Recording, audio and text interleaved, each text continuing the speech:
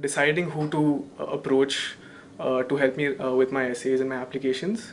I spoke to many admissions consultants, and IB Aspire was one amongst them. And the minute I spoke to Shaista, I mean, the thing that sort of just popped at me was the fact that here's somebody who really knows what she's talking about, and that immediately gave me like a level of comfort that I didn't have with the other MBA admissions consultants, and so I decided to sign up here. What you need from a GMAT program is the fact that you want to be able to do the best that you possibly can, as opposed to competing with others.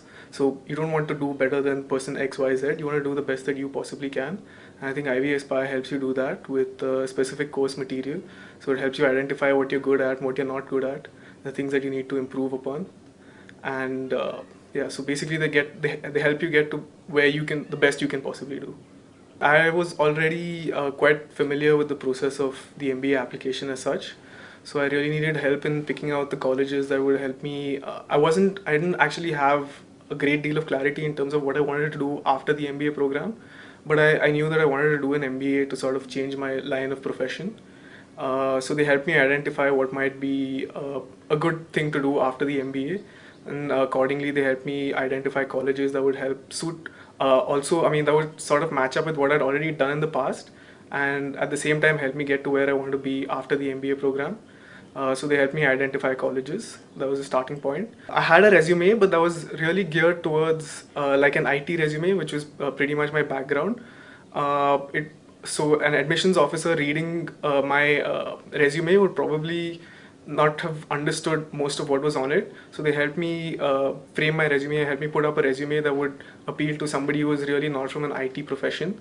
Once we had selected the colleges that I was planning to apply to, we worked, I mean, intensively on the essays. So to start off with, we had discussions on what I probably could write in an essay, and I mean, look at different options and what what a good essay might contain.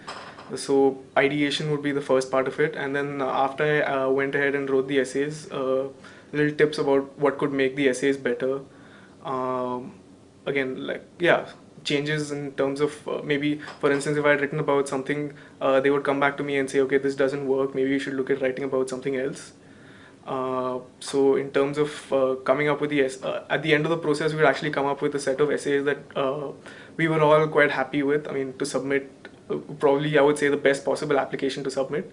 I've been offered an admission at the Carlson School of Management with a full tuition aid, full tuition waiver, and I think IB Aspire really helped me to get the scholarship to start off with. I mean, I was familiar with quite a few MBA courses abroad, but I hadn't really looked at Carlson in detail. So Shaista pointed out Carlson to me as one of the schools that I could apply to, because it had a very strong background in consulting, and that's really what I wanted to do post the MBA. So I mean, I applied to Carlson. I mean, I found out about Carlson mostly after she told me about it, and immediately after I'd gotten to know about the school, I mean, it really seemed like a good fit for me. And yeah, she helped me out with the essays and the interview, and I'm really happy that I managed to get a full scholarship at the school. The one thing that sort of sets IB Aspire apart from all the other admission counselors, at least from my personal experience, is that you get to interact with people from ISB and Wharton, and you know that they really know what they're talking about. So there's a level of comfort straight away in terms of you can be confident that since, I mean, they've already gone through it, so they really know what admissions officers are looking at, and they can help you put together an application that's really strong for whichever school you're applying to. So that really helps, and on top of that, I mean, you're not interacting indirectly with them. It's always a one-on-one interaction with them, as opposed to maybe some other admission counseling places where you're never actually interacting directly with your admissions counselor. Here you can just pick up a phone and call them up whenever you want, to write an email or send them an SMS. So that really helps. I mean, the fact that they really know what they're talking about, and they're always there to help you.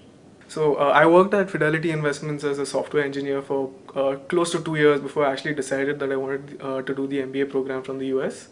And I was actually quite aware that this is a very common profile for a lot of students, especially a lot of Indian students who apply to the MBA for US, who apply to the US for MBA programs. Typically have a very similar background to that of mine, and I knew that I had to sort of differentiate myself from everybody else.